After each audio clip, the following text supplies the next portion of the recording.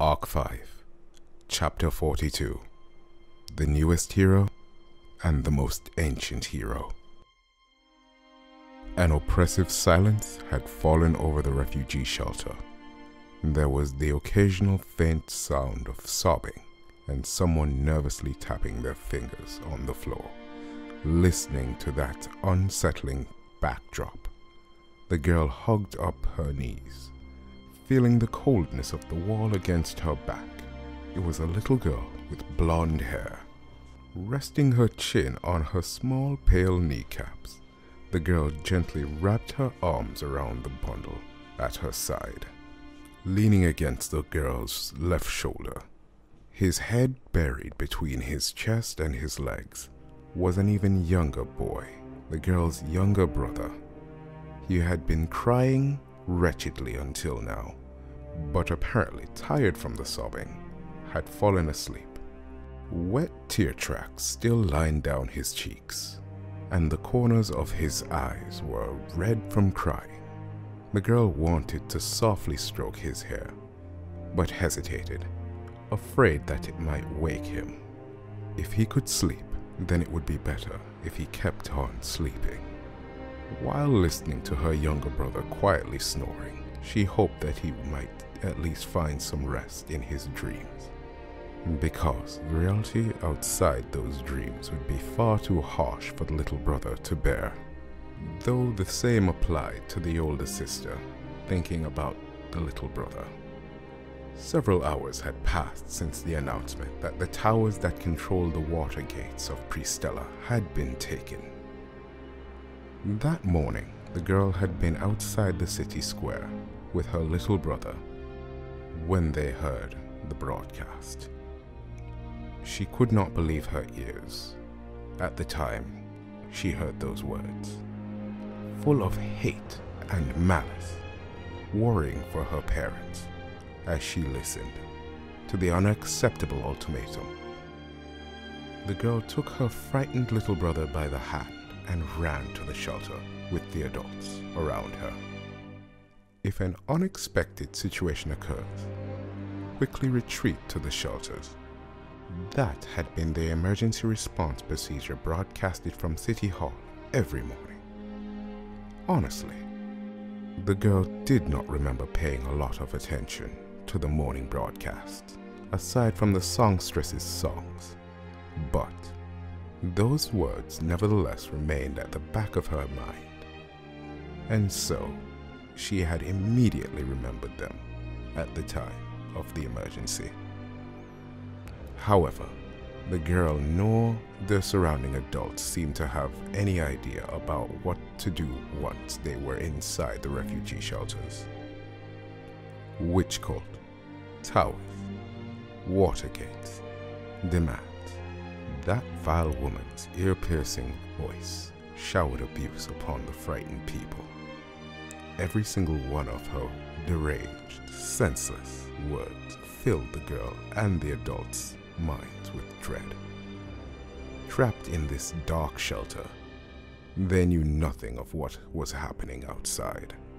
And so, without any sign of the situation improving, it was only natural that the time passed with no improvements in sight. Panic began to take hold. First, the voices of mutual encouragement weakened. Then, gradually, anxiety and frustration festered in the silence. By the time anyone noticed it, displeasure had become apparent on the faces of everyone around them. The atmosphere had been infested with pent-up discontent and hostile gazes. Once it had begun, there would be no stopping it. Staring at each other, shouting at each other. At worst, people would start trading punches. Even in the shelters, the atmosphere had been looming, ready to explode at the slightest touch.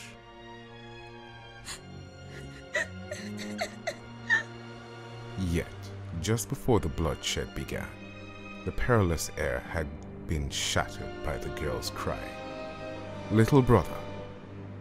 It appeared that even with a violent urge boiling inside them, the adults still had enough decency not to exact violence in front of a golden-haired child crying for help. The sound of a child crying was powerful. In a way, she had always thought that her little brother crying was noisy. But realizing what it had accomplished, the girl hugged her brother from behind and wept a little. With this alone, violence had been averted inside the shelter, but everyone knew that it was merely a moment of calm, resting upon a precious equilibrium. Next time, it would certainly not be something a child's cry could stop. Knowing this, the people in the shelter, who should be tied by their shared fate, began to keep their distance from each other, not only verbally, but with their gazes and their breaths. As if to avoid being influenced by other people's consciousness, they had shut out everything from the external world. Who knows what might have drawn someone else's attention, incite their anger, and end up pulling the trigger. So whether it was for them or for someone else, they held their breaths and made themselves smaller. As they waited for time to pass, something will change if you just wait for it. They left themselves to the fleeting hope. Suddenly, the girl lifted her face with a quiet moan, while silently yearning for a change to come. She caught a subtle shift in the air. Spurred by the same reaction, the people around her also turned their heads, perhaps for the first time in an hour. This was because everyone living in the city knew that the faint tremors in the air, it was an indication that the broadcast was coming. In the world of silence, it almost sounded like someone nearby had sighed. That precursor to the broadcast sent a sense of physical revulsion through her body. The change they were hoping for should have been something positive, but a broadcast would only bring the witch cult's malice. What kind of impossible demands would that shrill voice impose next? But here, the pessimistic girl's prediction was betrayed.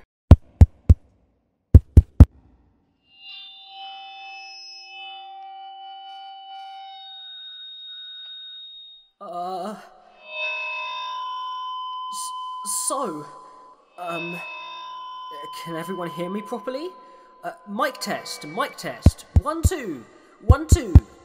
Instead, the voice she heard was that of a youth who sounded somewhat confused. Unlike any other broadcast before this, the youth's voice was lacking confidence, of the man she had grown used to hearing every morning, but a young voice she had never heard before. The girl's eyes grew round. The surrounding adults also traded gazes of doubt, unsure of what was going on. Such sentiments would not reach the person behind the broadcast device. Nevertheless, after doing a few more checks to make sure that the broadcast was going through, the youth cleared his throat and... Sounds like you guys can hear me. Oh, that's a huge relief. So, first of all, sorry for doing a broadcast all of a sudden. I probably scared you, huh? Considering the circumstances, most of you must be on edge, wondering what I'm going to say. But I want you to rest easy.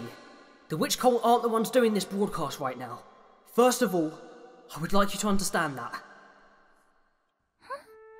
It's not the witch cult? Apparently not used to talking through the media, the youth's voice fluctuated up and down. But since the listeners were so overwhelmed by the contents of his words, no one remarked on it. Looking up to where the voice seemed to be falling from, the darkened expressions on the people's faces began to shift. It was the sensation of having sighted the first glimmer of hope. Someone quietly muttered, Then that means we're saved? Those words encompass the hope of everyone inside the shelters. That's it, isn't it? If someone other than the witch cult is speaking through the broadcast device, that can only mean that they've recaptured the city hall. If someone managed to drive out the witch cult out of the city hall, then maybe the witch cultists in the control towers and all over the city are also... The witch cultists were all driven out? Next, I have to apologise for getting on everyone's hopes up, because the threat of the witch cult hasn't gone away yet. We were able to retake the city hall, but they're still holed up in the control towers. Those guys' demands, and the danger of the city sinking beneath the water are still in play. Please understand that as well. Yet, this fleeting hope was not crushed by anyone else, but by the youth behind the broadcasting device himself. It was almost as if the youth had read the minds of everyone inside the shelters.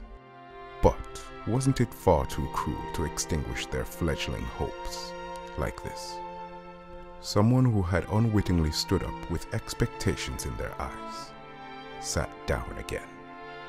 No one could blame that someone for feeling discouraged, being told that their hopes of being relieved from their fears had been misplaced. Instead, everyone's anger turned to the youth making the broadcast. I'm sorry. However, the youth had apparently foreseen that the crowd's anger would be directed at him. Where are you listening to this broadcast right now? Maybe you're in one of the shelters, and I'm sure there are those who didn't manage to escape into the shelters as well. Everyone must be filled with anxiety, right? I can understand what it's like to be afraid and wanting to curl up into a ball. And I guess you're all thinking, who is this random guy toying with everyone's hopes at a time like this? Huh? I'm just a nobody. Like everyone else, I'm just being tossed around by the circumstances, getting crushed under this unreasonable weight, and I'm so scared that my legs can't stop shaking. That kind of guy. Even the job of doing this broadcast, I only accepted it after making a huge fuss, and I still think that the burden is too heavy for me. Honestly, there are others who are way more qualified to talk to everyone like this. I'm sure there are. The youth's voice was trembling, as if speaking straight from the people's terrified and cowering hearts. What followed were simply the honest thoughts of a youth doubting his own values. The attitude of the listeners had gone beyond surprise and disappointment, until all that was left was uncertainty. Right now, what everyone yearned for was hope. Why did they put this youth in front of the broadcasting device? Even the youth himself said that there were people more suitable than him. But why did they send him? But here I am, talking to everyone.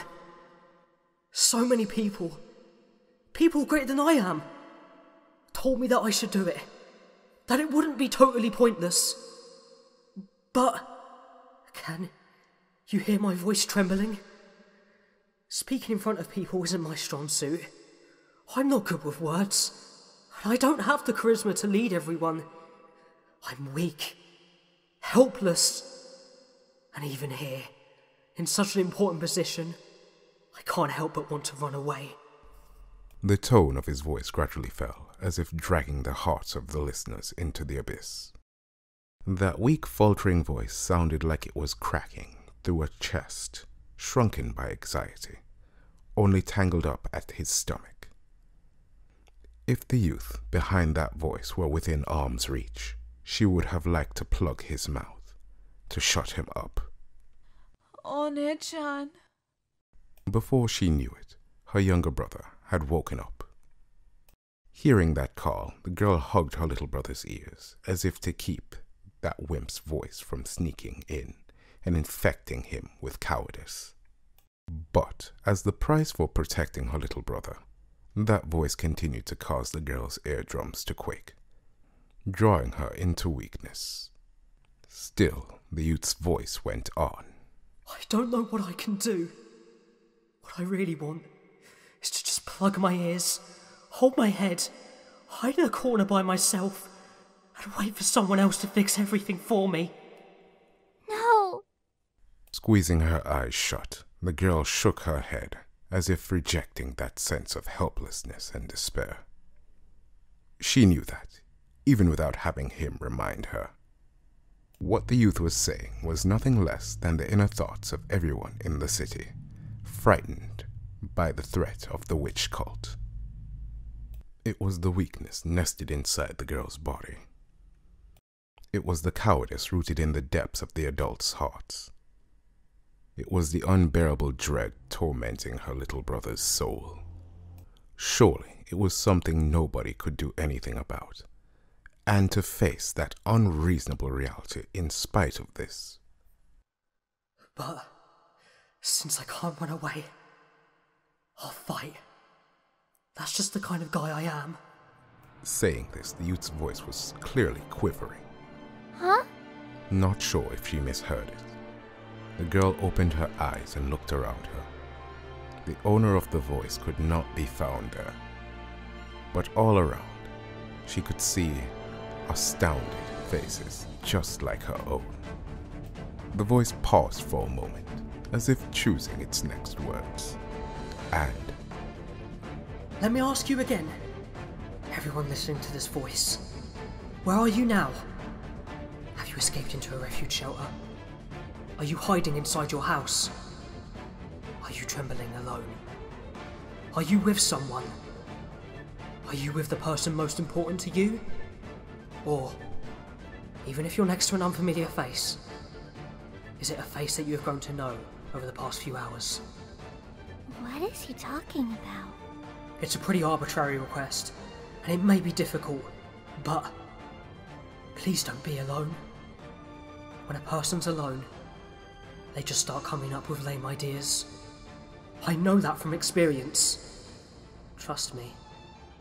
So, please don't be alone. Stay with someone, and... He breathed in, his voice faint, his tongue hesitating ever so slightly. If you can, look at the face of the person with you. Whose face do you see now? Is it someone dear to you? Or a stranger you spent these past few hours with? Or maybe it's a friend. But most likely, it's a wretched face. A face that's about to cry. A face that's in distress. And I imagine it probably isn't smiling. No, perhaps there's someone out there who's putting up a strong face, forcing themselves to smile so they don't worry the people around them. If that's the case, then that's an amazing person. If someone you care about is smiling like that, you should be proud of them. But now, with that in mind, compare it with the smile you know. Her brother's face was close to crying. It was a crumpled face, a face that was about to burst into tears again. While reflecting in her brother's eyes, her own face was hollow, as if it had lost its expression. Is this acceptable to you? No way. A small, thin voice slipped from the girl's lips. It was a weak and broken sound, impossible even for herself to hear. Nevertheless, I can't accept this. I will not accept this. The youth's voice rang, as if he had heard her reply. I also have people I cherish, friends I hold dear, and I cannot forgive whoever put that pained, sorrowful expression on the faces of the people I love. I don't want you to force yourself to smile. Are you kidding me? Don't be stupid. I want to raise my voice and shout that the smile of the girl I know should be way cuter than this. One-chan. I don't want to keep losing. It'd be too pathetic to give up here. There's no way I can allow it. They're the ones in the wrong. Even if you're too weak to do the right thing, to strike down those in the wrong, you should at least know what's right. And When you know you're right, there's no way you can allow yourself to lose to those who are wrong. At least, I don't intend to surrender and bow to those guys! Fred? Hearing her little brother faintly calling her, she gently held him close and pressed her forehead against his. Feverishly, heat transferred between them both. Hot. Very hot. It was the heat of life. She could not tell if the heat was her younger brother's or her own, but the heat was certainly there. I want to run away, but I can't run away. I want to cry, but I can't cry. The enemy's strong, but I don't want to lose. And so, I'll fight. I know I'm both weak and stupid, but still, I'll fight. They're wrong. They're wrong to have made the people I care about look like they're about to cry. So fight. I will fight. And I want you all to fight. Her breath clogged, her throat suddenly closed, ashamed of her weakness. Surely it was because the voice of the youth had ceased to tremble, but had become powerful, as if pointing to the road ahead. She could understand the youth's feelings. She received the youth's message, painfully clear. In her heart, the girl's will was the same as the youth's. She wanted to fight. She wanted to do all she could to drive out the thugs who had attacked their city. Both she and her little brother were small, young, and their reach were far too short. They were helpless, ignorant, weak, and cowardly, and so... Don't get me wrong. I said I want you to fight, but I'm not telling you to pick up a stick and fight them. In fact, please avoid doing anything so reckless. I don't want you to mob up and spill blood fighting against the witch cult. What I'm asking you to fight for is to not look down. To not look down? Staring at your feet isn't going to change anything. Your gaze isn't going to bore a hole in the floor. And even if it does, that won't fix a thing. So, please, lift your face and look ahead. She looked up, not at her knees, not at her brother's blonde hair, but at the shelter. And there she saw the faces of those around her, also looking up. Their eyes met, wide open in the astonishment. Just like the girl, everyone had subconsciously raised their faces, obeying the voice of the youth. If you look around you, surely you'll meet someone's eyes. Like you, that someone has the same feelings of anxiety, the same wish to run away, but just like you, that someone also doesn't want to lose. There's the person you cherish, there's the person you are looking at now, and if you add yourself to the list, that's already 3 people. There should be more, depending on where you are. Just as the youth had said, the people's gazes intersected as they lifted their faces. The gleam of hope within their irises were complicated, and surely the girl's own eyes must have been the same. However, before they knew it, now seemed to be something more than just tremors of terror. If you can see that you're not alone, then that's enough. You're not alone. That in itself is powerful, don't you think? I don't want to see sad expressions on the face of the people I love. But I don't want the people looking at me now to see a miserable expression in my eyes. I'm not the only one that vain, weak and stubborn, am I? What? That beseeching, calling voice was trying to muster up people's courage. And yet, the girl's ears, the youth was pleading for help. And then she realized it. The youth's feelings had never changed since the moment the broadcast had begun. While lamenting his weak, insufficient self, he had not given up. He was telling himself that that was his only weapon, and telling everyone else that they were also the same. Please, help me believe this. I may be weak and hopeless, but I can't give up just yet. I can't be the only coward who hates giving up.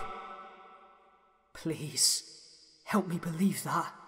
It was a cowardly voice, a cowardly plea. The voice was nothing other than that. A situation with everyone asking for help. It was shamelessly shouting, "Please help me," louder and quicker than anyone else. Or am I the only one? The voice lost its confidence, or rather, the youth had no confidence to begin with. A sense of agitation surged up. "Don't go." Whatever it took, she wanted to shout for him to stay. You're wrong. A faint voice, indiscernible, like a mosquito's cry, spilled from her throat. That voice would not reach him. Her reply would have to be louder than that, in order to answer the voice of that coward, afraid and alone. Who believes? Even now, am I the only one who believes that we can still fight? You're wrong! Opening her mouth, the girl screamed at the top of her lungs. Her voice resounded throughout the shelter. Not just the girls. Others who had also lifted their faces shouted out as well. There were voices resisting against the sorrow, weakness, and fear. If that was the youth's plan all along, they fell for it through and through. Who cared, even if that were the case? That wimpy, trembling voice of his. That faltering pep talk. That pitiful encouragement. And that pleading, clingy faith. Even if all of that had been an act. If they fell for such a masterful performance, who would blame them? But if it were really the voice of a clumsy wimp, how could anyone leave him be? I'm not, am I? You're not! You guys are still fighting, aren't you? You haven't been swallowed by weakness, have you? We haven't! We don't want to lose! The depth of her chest grew hot. The root of her teeth were trembling. And a passion different from anger was raging inside her. That was not restricted to the girl. It was a flaring passion engulfing everyone in the vicinity into a single inferno. The anxiety they had only recently shared had now become a bonfire of a different, more intense emotion. If someone important to you is by your side, hold their hand and believe in them.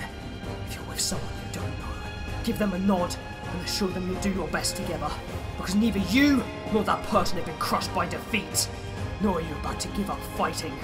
And as long as everyone goes on fighting, I will fight to the end as well. I will fight. I will fight and win. In the end, this shelter was far away from City Hall.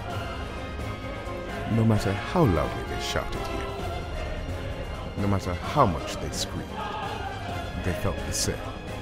None of them would have reached the youth. Still the youth sounded relieved, as though he had heard the girl and the others' replies. He received it, and proclaimed, in a voice trembling in swelling emotions, "I will fight and win."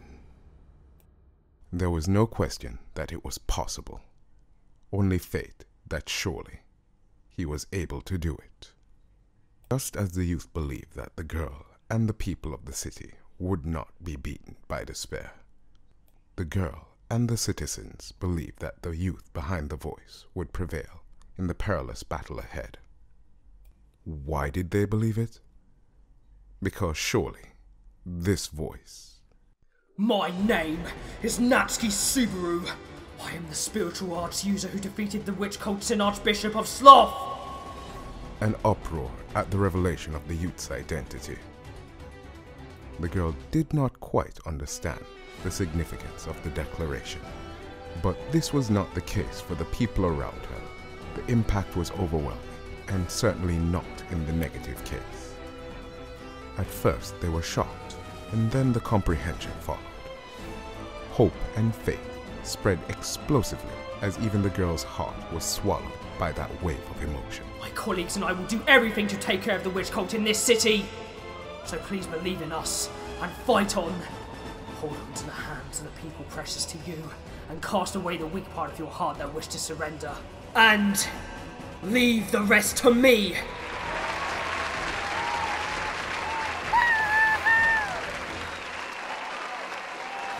Deafening cheers erupted, flooding the shelters with a heated enthusiasm. Expectations became hope, and in a single breath, one hope became hope innumerable. The girl looked down at her younger brother in her arms and saw the undeniable light dwelling in his eyes. Just to be sure, she embraced her brother tightly.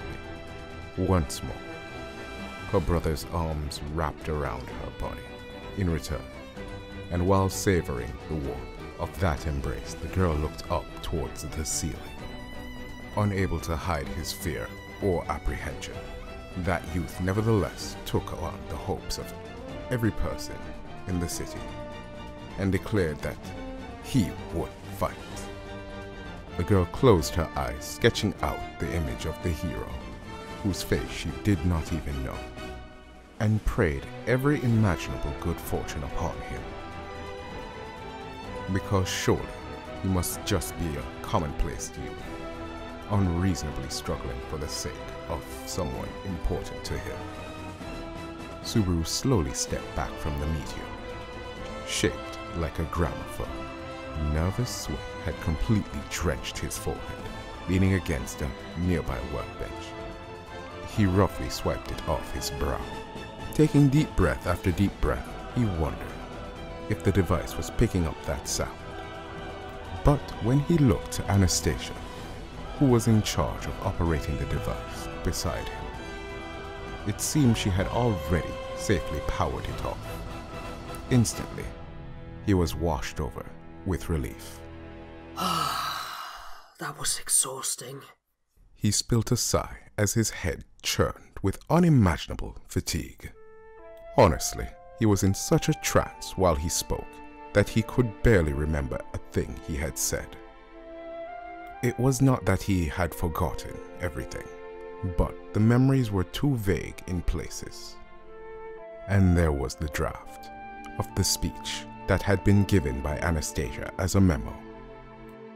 Wiping off the droplets hanging down his chin with a sleeve, Subaru noticed that the room was extraordinarily quiet. The people who had been watching the broadcast did not say a word. Present along with Anastasia were Garfiel and Al, while Julius and Ricardo, who later joined them, were standing in the corner of the room. To see all these usually talkative people suddenly dead silent could not be a good sign.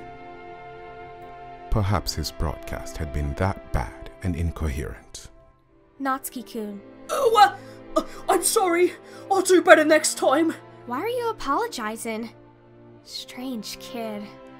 With his heart racked by anxiety, Subaru involuntarily blurted out an apology the instant he heard his name. While laughing at his reaction, Anastasia tilted her head, smiling. It's a strange thing to say to a strange child, but Natsuki-kun. Did you used to be a con artist back in the day or something? What's with the baseless accusation all of a sudden? As you can see, I'm just a normal, everyday student. Or actually, in a certain sense, I'm not even a student! No, I didn't mean that in a bad way. I was just trying to say that the way you spoke was exquisite. How you cast them into despair only to lift them up again. Simply a perfect way to deliver a speech. Waving off Subaru's protest, Anastasia wickedly giggled. But hearing this only made Subaru more muddled than ever. I'm horrible with words! The hell are you talking about? I blanked out right away. I didn't even know what I was saying. The only thing I can remember is that all the letters on the memo got blurred together, so I gave up reading. Yeah, you pretty much skipped our draft. You can't imagine how I felt right off the bat you started saying things that had nothing to do with what we discussed, but it seems I didn't need to worry myself. I'm very sorry about that. But, generally, wasn't it more or less in line with your notes? I mean, If it got that bad, you would have stopped me, right, Anastasia-san?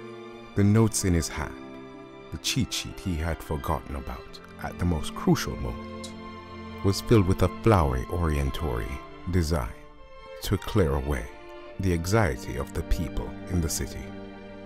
It was a proud conglomeration of Anastasia's negotiation techniques, Garfield's vast stories of proverbs, and even some of Subaru's modern knowledge of neat and witty comments.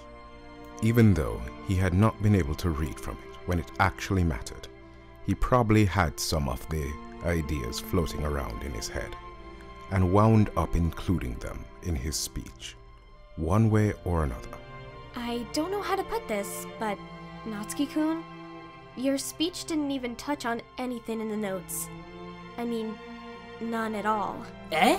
Without any ambiguity on the matter, Anastasia's words instantly shot down Subaru's speculations. Suddenly growing rigid, Subaru looked around at the others to confirm its truthfulness. However, the other four only showed their respective versions of awkward faces as Subaru's gaze passed over them. Among them, Julius took a step forward, and while picking at his front hair, "It's just as Anastasia-sama said, Subaru. Your broadcast did not contain any of the things we discussed beforehand. In particular, the part that was supposed to have been revealed at the start, your accomplishments having slain the Sin Archbishop of Sloth, was moved into the second half. It was almost to the point that I wanted to ask you what you were trying to do." Seriously? If I didn't say that, then wasn't I just some super random guy to them? If I was like that, you should have stopped me! Even if I had to start over, it would have been better than confusing the hell out of them! Start over? That's unthinkable. While Subaru started flipping out at Julius's confession of doubt, Julius shook his head with an expression of complete seriousness. His face seems to have almost a sense of reverence towards Subaru. It was a wonderful speech. Uh-huh? It does not matter that you forgot the notes. With your own ability, you have accomplished something far beyond our expectations. I have nothing but praise for your achievements. I cannot help but remember now the same sentiment I felt when you defeated both the White Whale and Sloth. In front of a stunned Subaru, Julius only piled on his exaggerated praises. In a way, that was utterly unlike Julius. Subaru thought he saw excitement in the finest of Knight's eyes. But the moment he regained his senses, Subaru began to suspect that something was up. What had gotten into this Knight? Could Subaru have upset his composure that much? Quit joking around. I've always thought your jokes aren't very funny, you know. If that sounded like a joke to you, then it is only because you think far too little of yourself. But then again, perhaps that is exactly what made your speech what it was. It was a speech no one but you could have made. You're really making fun of me, aren't you? Considering the crucial situation they were in, Julius's praises were only making Subaru more frustrated. Subaru had already gotten used to Julius's sarcasm by now. But this was not the time to be pointlessly bickering like this. If the speech did not have the effect they had hoped for, then they would need to come up with another plan as soon as possible. Instead of giving people strength, if all I did was make them distrust us, then it won't work even if I try again. Next time someone else should... Natsuki-kun, that's enough of your self-deprecation, you know? It's making people uncomfortable just listening. Saying this, Anastasia put a stop to Subaru's whining from the side. She was glaring at Subaru with a look of disapproval on her adorable face.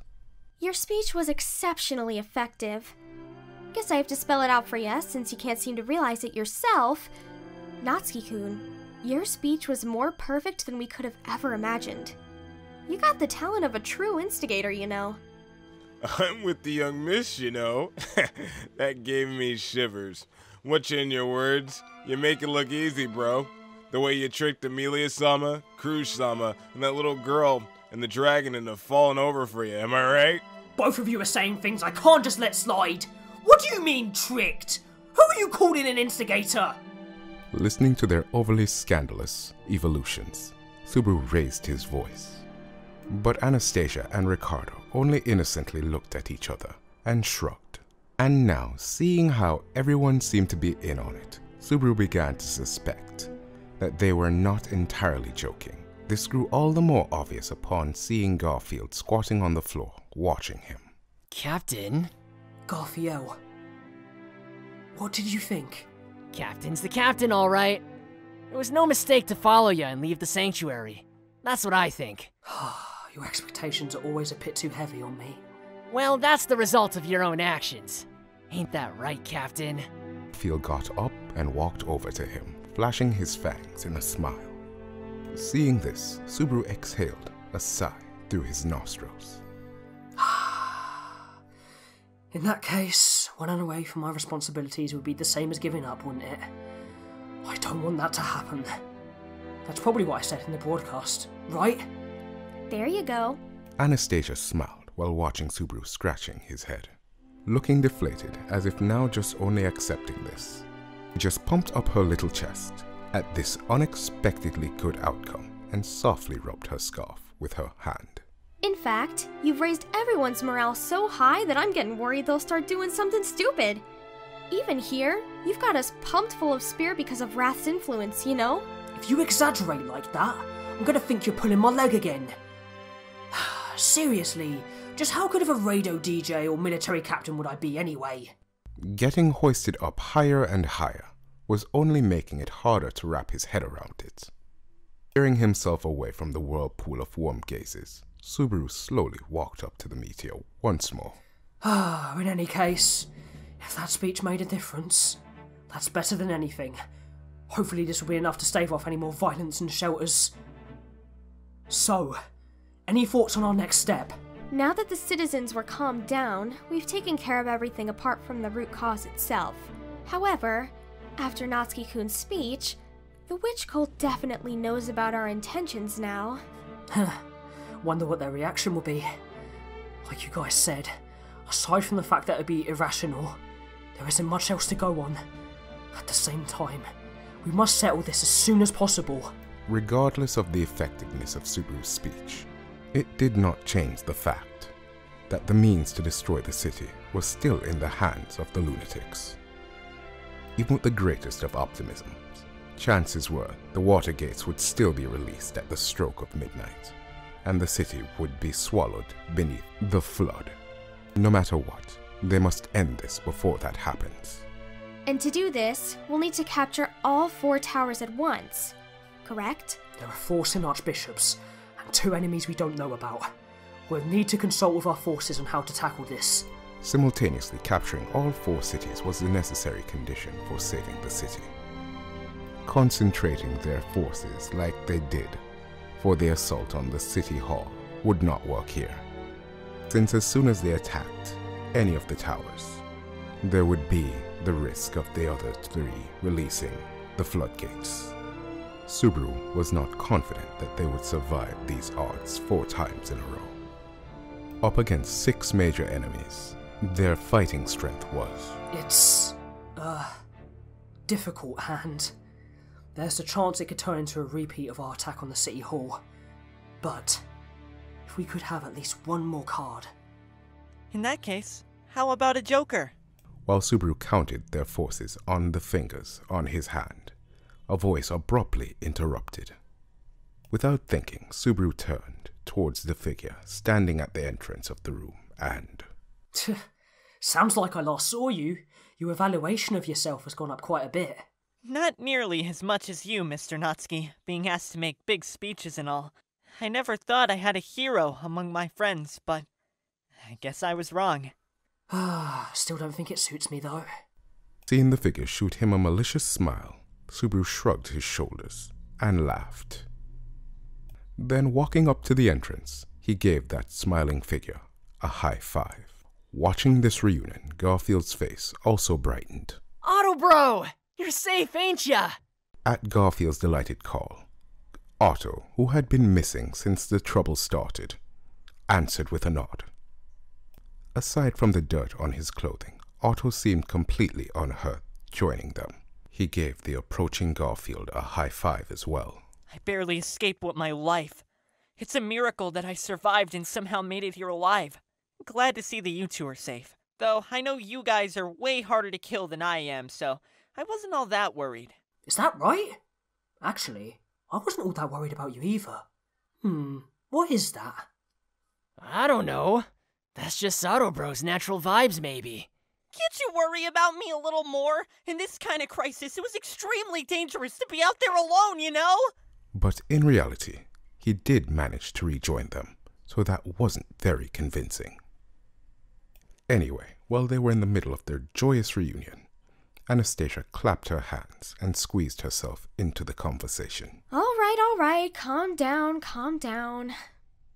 First off, it's nice to see that Otto-kun's alive. And I'm sure there are mountains of things you want to ask each other about what you've been up to and such, but... Cutting off her words there, Anastasia shot Otto a glare, with her green onion-colored eyes. That conspicuous remark you made just now? Mind telling me what you mean? The Joker, right? It's a simple story. If I let him come in right away, my survival would have been pretty much overlooked, so I cleverly asked him to wait outside for a bit. Looking a little embarrassed, Otto walked over to the door after Anastasia's prodding and gave a signal to someone on the other side of the door. Preceding by the sound of the footsteps, a new character walked into the room and... Apologies for my delay. One sentence, and that utterance alone charged its listeners with the feeling of being reinforced by 10,000 men. Alongside the sensation of a gust of wind sweeping by, was the illusion of a towering flame appearing before their eyes, compelling their hearts to shudder. And in reality, this reunion did indeed hold that kind of power, for the strength that they had been looking to obtain had arrived. Reinhard von Astrea. Albeit a bit late, but I have come to join you. Saying this, the Red Flame, the Sword Saint, announced his intentions to join the fight.